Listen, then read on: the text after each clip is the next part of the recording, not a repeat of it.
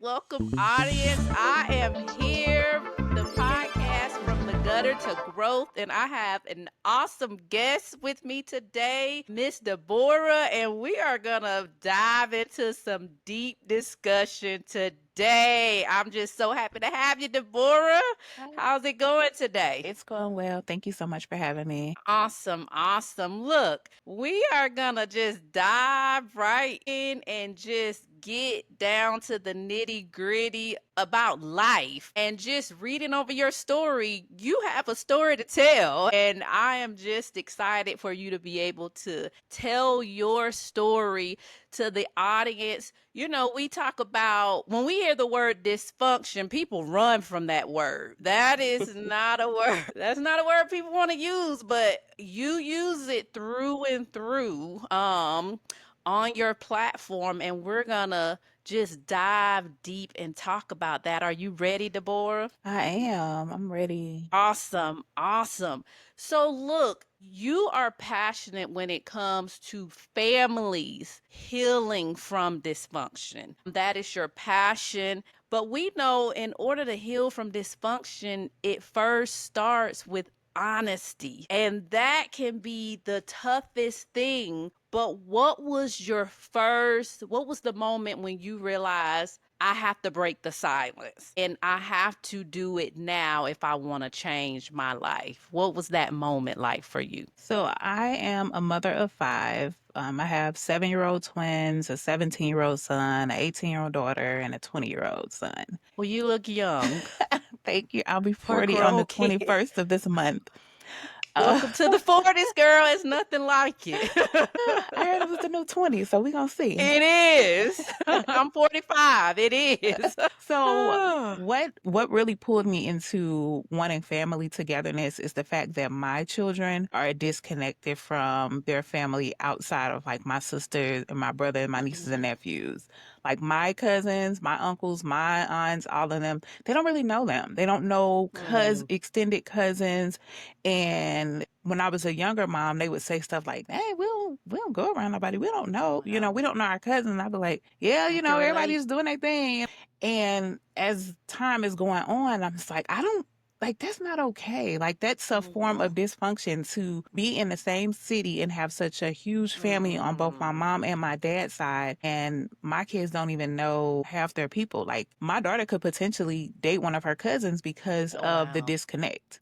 She don't even know, who all her cousins are. So I don't like how it looks. I know as Mhm. children when we were growing up, we did everything together. We celebrated on Mhm. Christmas, Thanksgiving. We even came together on Halloween. There would be a house full of Wow. kids and adults Yeah. and food and fun. And none of that's happening now. And it's disturbing and I don't like it. Yeah, yeah. So many people can relate, and as you're telling your story, it just made me go back to my own childhood, how I was with my cousins all the time.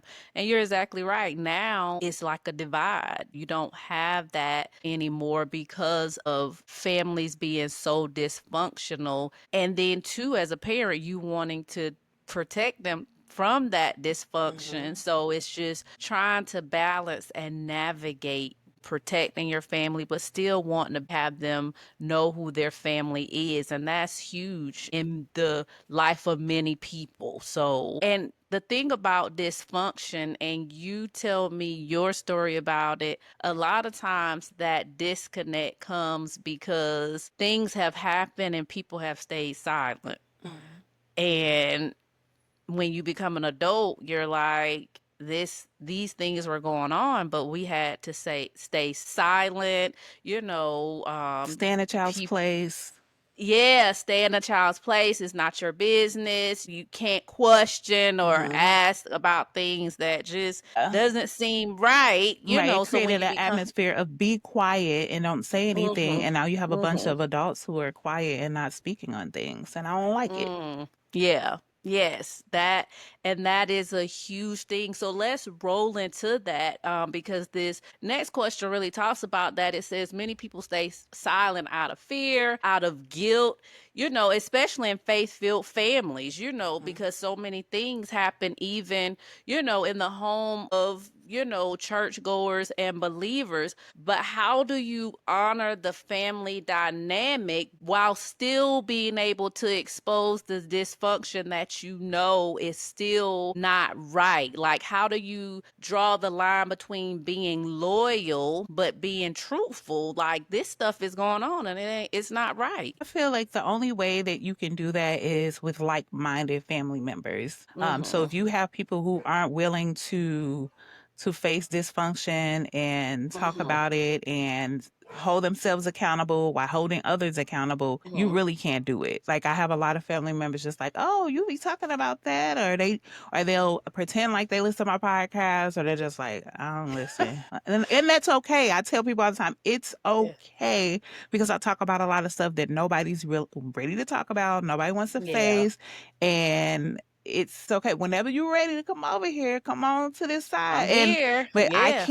I can't do that with anybody who's not willing to go down the road with me. So I can only Yeah. respect and dwell with people who are willing to walk the road with me. Now, I heard you say that you have young adult children. I have a child that's 21 and a 14-year-old son. So I'm kind of able to talk about some of those situations of dysfunction because sometimes they just want to know, why Mm-hmm. aren't we going to see your dad? Or why aren't we, which you try to create safe opportunities for that. But how do you navigate through that with your children if they are interested in certain family members? So it really depends on the dynamic of whatever that family member they want to see. Like, I'm not Uh-huh. saying that I want my kids to be close to all of my family members. I want everybody to come together and kumbaya because there are some Mhm. family members who aren't deserving of being around my children because of Mhm. whoever they are as a Yeah. person. So Yeah. Yeah. if it is somebody who I feel like they can have a healthy relationship with. So actually right now we have a family member on my older kids' dad's side who they hadn't seen since they were like maybe middle school, elementary school. And we recently ran into her and she had been reaching out to me like, oh, I want to, be in a kid's life and stuff. And Yeah. she's a very sweet individual. She's somebody that I am glad to have in their life. It's just our Yeah. times didn't come together. And Right. so now, like with me being conscious and saying, hey, I want family togetherness, it's like you can't say that and then not act on it. So with Right. her, Right. we've made time to come together. She's come to functions. We've gone to their house for functions. So there are family members that I'm willing to go the mile and we can meet each other. But that has to be a relationship that I know that's healthy for my Yeah. children. Because I Yeah. don't believe in taking them around people who are going to Yeah. be teaching them something, who's not going to show them something positive. Like, yeah, so it has to be something that makes sense. Yeah. And you're drawing me off the script because I just didn't know how this conversation was gonna go. So you're drawing me to other questions because the question I have for you is, what do you tell your child if somebody was once healthy, doing well, and they've been around them, but now they're not healthy again to be around them? Like, how have you handled that, especially I'm sure with some of your adult kids? Like, they've been around somebody who they've enjoyed, but Mm-hmm. that person is just not healthy now. Like, you saw them going away you don't really want your kids to go or be associated with. Yeah, so I'm really honest with them. I've always been very Mhm. honest with them, even as young children. Mhm. I was honest with them to a point because, it's only so much you can tell a young child. But now, as 17, 18, 20-year olds, I tell them out like, Because they see it. look, so and so, they on drugs, they drink too much, they keep a lot of stuff going, they be gossiping, they do. Mhm. I'm honest with them. They're like, I'm not sugarcoating it because one of the foundations of healing is honesty. Yeah. I can't go on my podcast and say, oh, you got to do this, this, this. And I'm Mhm. really adamant and I really stand firm on the things that I talk about because I don't want to come off as one of those people who's like just trying to like teach people. Like, I'm going to teach you how to But you're heal. not living it. Right. Yeah. And Yeah. like, it's like, I can't teach Mhm. you. What I can do is tell you my story and just be transparent and hope that you hear something that I say that I went through that you can be like, oh, okay, you went through this. Yeah. So Yeah. All in all, to answer your question, it's just I'm gonna be honest with them. Now, the younger kids, I have 7-year-old twins. I'm more discreet with what I tell them Mhm. because what they understand and what they can take in is a little lighter. They smart as heck too. So Yeah.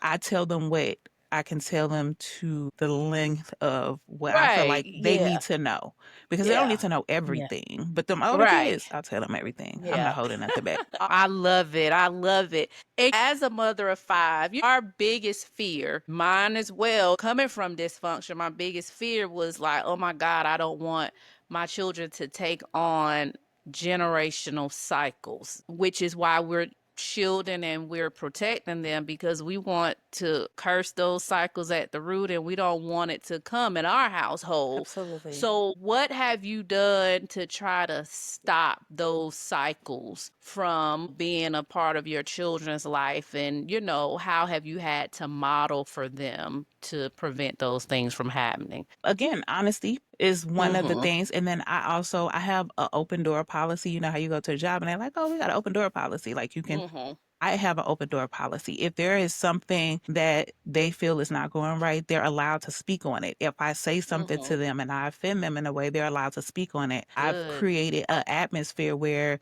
they can hold me accountable. And I feel like that's something that Awesome. we've lacked as children. So it Yes. made us be quiet on a lot of things. So sometimes I'll be like, all right, cool. Like don't do too much. I get it. I said this and I Right. didn't. Okay, I got it. Yeah.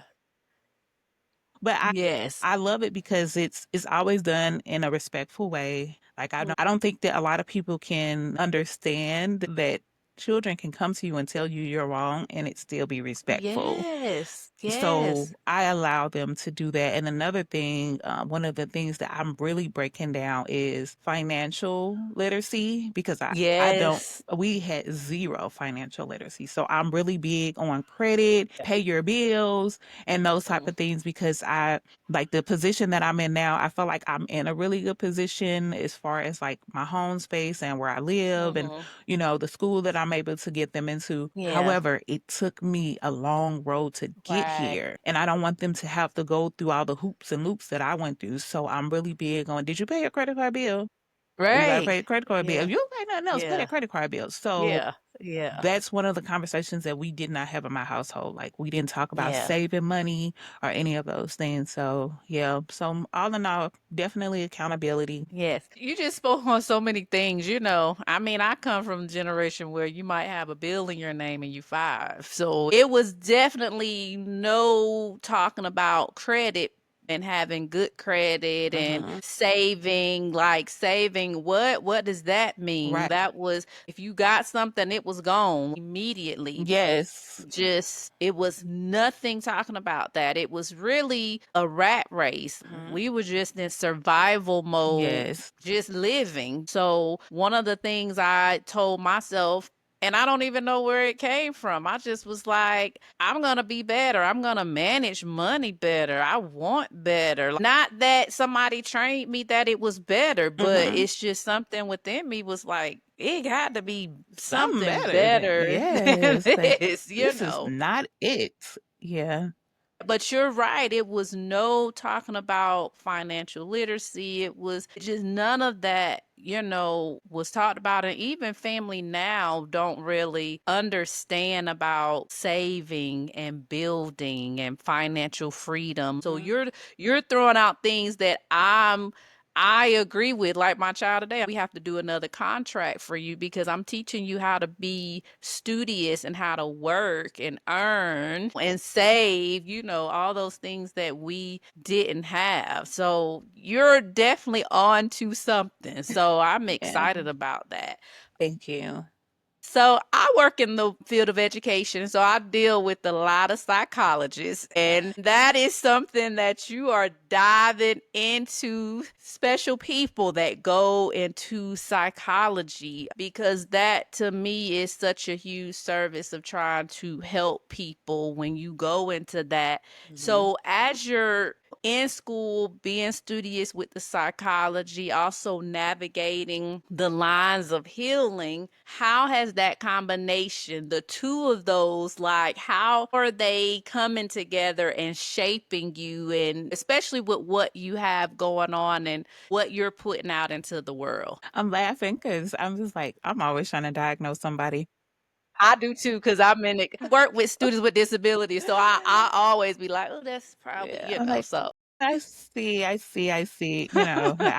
not licensed or anything, but yeah. I started back in 2011 earning like my psychology Mm. credits. I was actually in nursing school. And as I went through my Wow. clinicals, I was like, you know what? I'm a nurturer. I love caring for people, but I really don't think that nursing is for me. And Mhm. it stopped working out in a way where I got pregnant my second semester with my Okay. twins and I ended up having to drop out. And I was like, you know what? I liked the paperwork. Like I liked the part where you were having to like figure out like the laws and all of those type of Right. things. And Yeah. I was like, I think I want to get into something like that.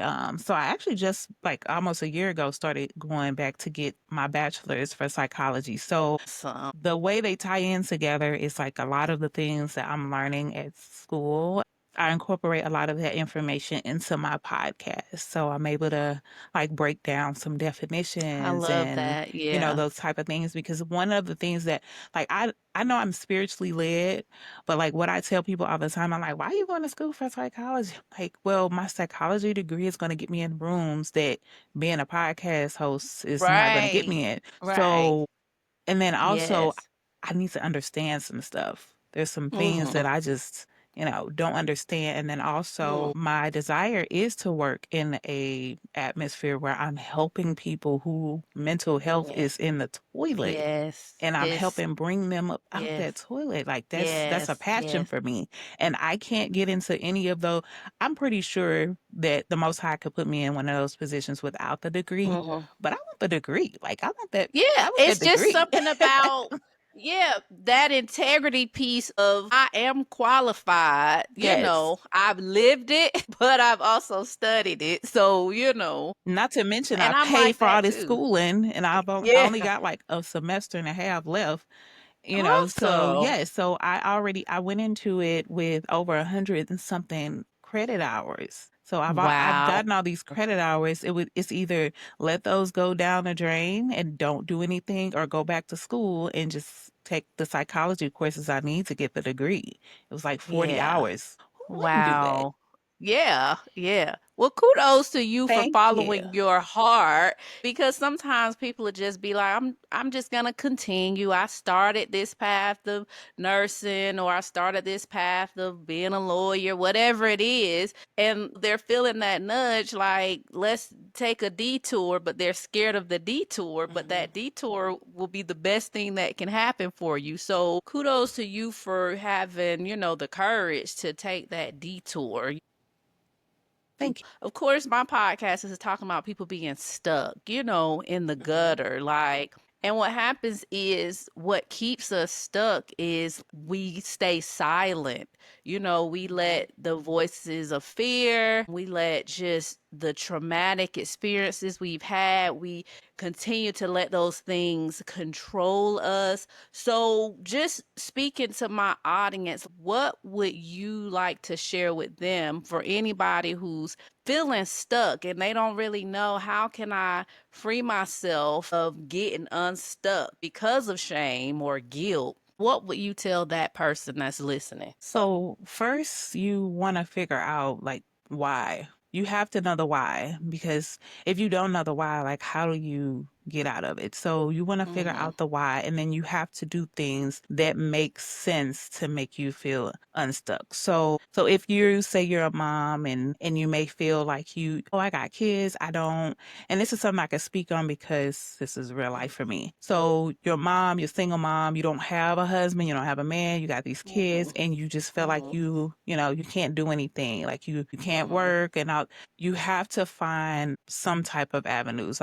There's so many resources out there and so many free things that people don't know about. And I love sharing resources like with everybody. Like if I know something, Yes. hey, I'm resourceful as Yes, heck. like here. So Yes. so it's just all about networking with the right people, opening your mouth. Like a lot of people don't say anything when they're in a situation. Like you just walking around feeling stuck, but nobody Mhm. knows. A lot of times as Yeah, moms will be staying like, I'm silent. okay. Well, Mm, I'm okay. I'm mhm. okay. No, it's okay to open up, say that you need help, be Right. honest with yourself, and then be honest with others. You can't be Exactly. honest with everybody because, some people just want to know your Right. business so they can go tell other people. But be honest with Yes. yourself. Like, I can't, and this might sound cocky, but I can't think of a time where I was actually like feeling stuck, like physically, because I've always Mhm. been a go-getter. Like I've Right. been working since I was 15. Like my Yes. kids, that's all they know from me. And this is gonna Yes. end soon because I gotta stop working as hard as I do.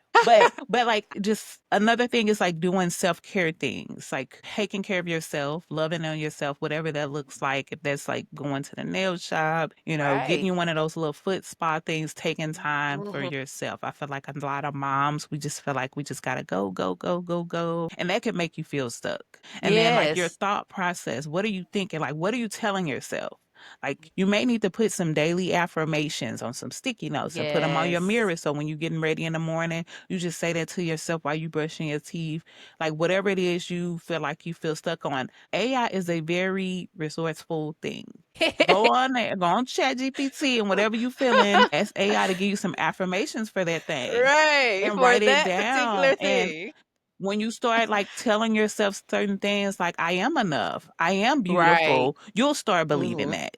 And then get away Exactly. from people who mean you no good. We stick around with people who don't really, who not for Mhm. us too long. Right. So Yeah. I encourage you to, I don't care who it is. I say this on my podcast all the time. It might be family, it could be a parent.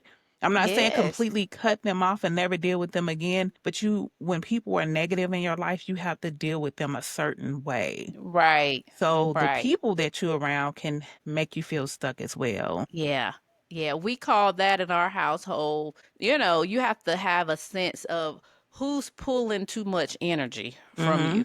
Like if you Energy feel like vampires. you're yeah, if you feel like, oh man, when I'm around this person, my energy is just sucked dry, then you have to tell yourself, you know what? I have to limit and choose wisely how much time I give them. And some people Hmm. you just can't give them none Yep. because it's just not worth it. I Yep. don't care, like you said, if they're Hmm. family or friends, it's just not worth it. And I don't know, I believe once you hit 40, you gonna just I don't know what happens when you hit 40. You just become a new person. Like it's just I can't even explain it. People used to tell me that, but it is true. Like you even go to another level of saying, I don't do that. I don't Hmm. have time for that. And you're just okay. You're at peace with that. Would you say though that your podcast and talking things out with guests and other people that is reviving to you as well, like having that outlet is good and healthy for you? Yes, yes, yes, and Yeah. I'm very thankful for Pie Match because they have put me in contact with a lot of people that I would have never crossed paths with, at least not this early on. And I've learned a lot of things that Mhm. it's like, wow, okay. And Yeah. I've seen through a lot of these interviews like my growth, and I'm like, Yeah. did I just say that? Okay, Right. look at me, Yes. look. Yes, and and that's really ultimately like when I tell people like the reason I stepped out, I didn't want to step out. I was content like just being in high and doing my own thing, being peaceful. But it's so many people that need our story, Hmm. and if they're open to listening, then they can find their thing. Like what is your thing? Everybody has a thing that will help, free them and give them the outlet as well to pour out into other people because that's what we're doing. We're pouring out to other people, and that in itself is a gift for us and refreshing to us. So if you're listening, you have to find your thing. Find your thing. Find your thing and don't let people make you feel bad because you don't want to deal with them. Exactly. Because family is real good Exactly. at guilting you if you feel like if they trying to hold you stuck and you decide not to deal with it. Well, I'm your this, I'm your that. You have to deal with me. Yeah. No, you don't. You're not Yeah. obligated to deal with nobody. Yeah, and I tell myself I'm not doing what I'm doing for my family unless they want it. If you want it, Mm-hmm. you can Yep. have it. But I'm doing it for the people that the Lord is placing in my path who want to Yes. receive it. And then I'm going on. If you want to Yep. come, you're welcome, but you have to become numb to the people who are not in your corner. And it's sad to say, a lot of Yeah. times it's not family or people close to you that you thought was gonna be Yes. for you, because they Yeah. just don't get it and they may get sick of it. Like, who are you to go and Yeah. have a podcast and Yes. think you can speak to? I just did a episode probably about a month ago, or probably a little more than a month, on the lack of support when it comes to family and Wow. how family is just not. And I was very passionate Wow. in that episode because That it's is a saying a real lot. thing. It's a real thing about with family and just not being supportive. It's just for whatever reason, whether it's jealousy or it's Hmm. just, I feel like a lot of people just grew up not knowing how to support. I didn't know how Yeah. to support, and I was in a church family where we supported everybody for everything. I was going to funerals of Yeah. people I didn't know, weddings I didn't know, birthday parties. I was at all type of stuff, but it was Yeah. like so and so having this, we gotta go support. And I Yeah. was showing up because I'm like, I want somebody to support me. So I was pouring Yeah. out the energy that I wanted to Yeah. receive. And so that Yes. just it's just instilled in me now. Like if I can Yes. support you, I probably only got five Yes. free minutes out the day, but them 5 free minutes, here I come.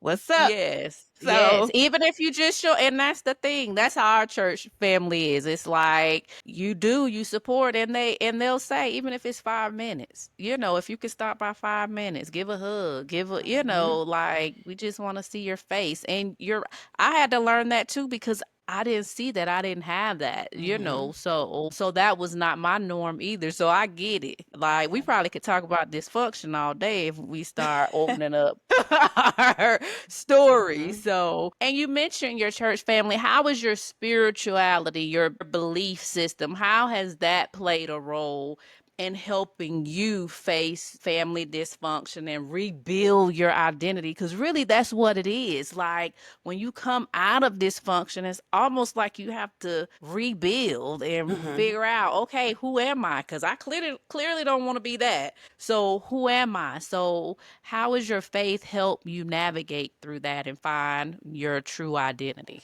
So it's helped in a tremendous way. And I like that you said rebuild because when I think of like my journey of healing and spirituality and everything, I think of like a plain, clear foundation, and I'm building the walls and we're building the Mm-hmm. floor. And now we're going to Mm-hmm. put up the drywall. And then next we're going to do a roof.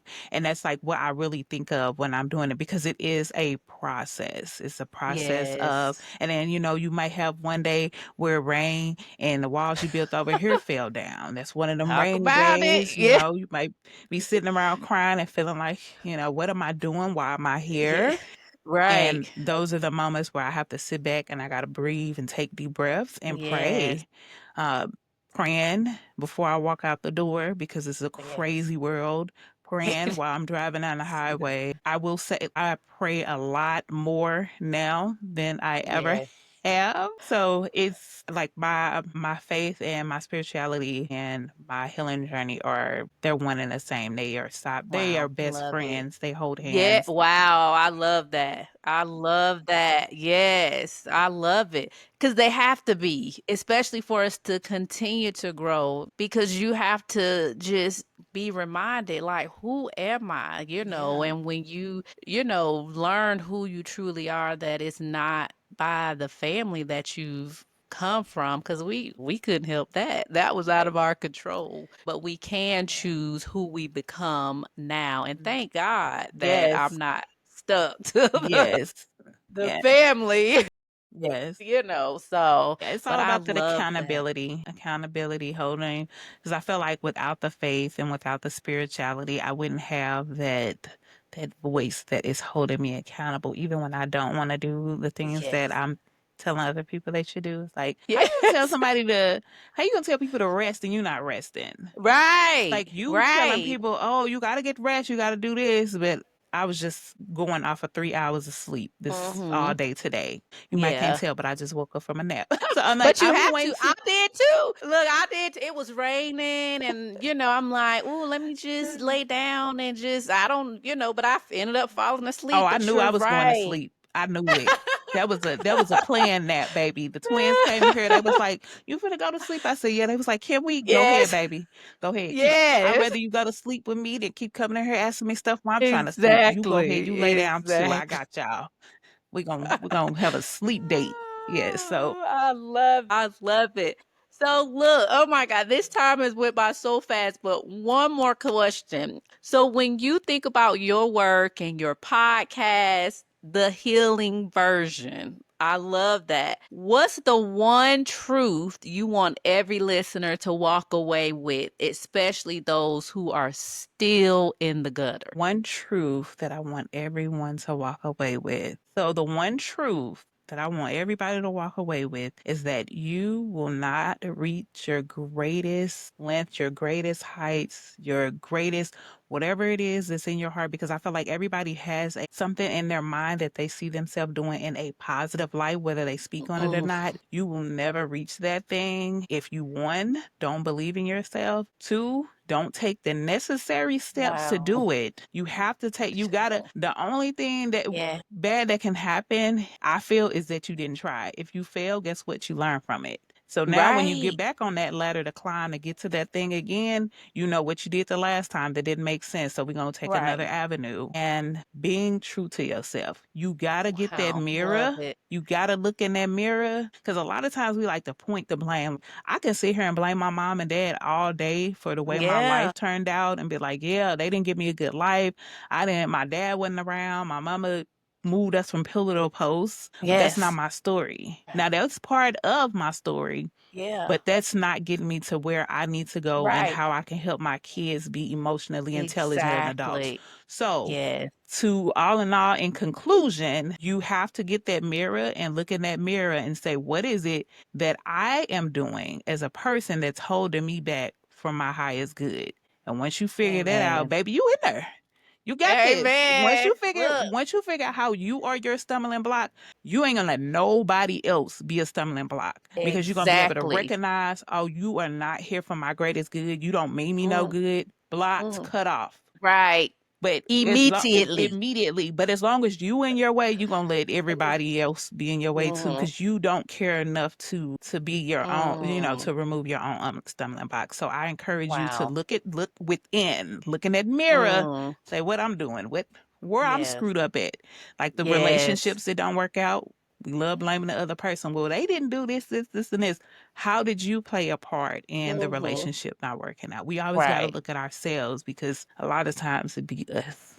Yes, I love that, Deborah. Look, in that little bit of time, we have talked about so much. Yes. But Deborah, before I let you go, tell the people how they can find you. Yes, yes, yes. So I am on Instagram. You can follow the Healing Version podcast on Instagram, also on Facebook. But you can skip all of that. And on July 21st, on my birthday, my website will be dropping. It is thehealingversion.com. And just go to thehealingversion.com on July 21st. Subscribe. You get all the news. All of my social medias will be linked. But in the meantime, you can subscribe to YouTube. The Healing Version is on all major platforms: Spotify, iHeartRadio, I said Spotify, Amazon, all of them. Yeah. So, I yes, love tap it. in and hear some of the conversations. Some of them is me just talking to you, some of them is me speaking with other people. I've had some really powerful people come on and share their stories. Really, really powerful. So, some good stuff for you. I love it. Well, thanks everybody for joining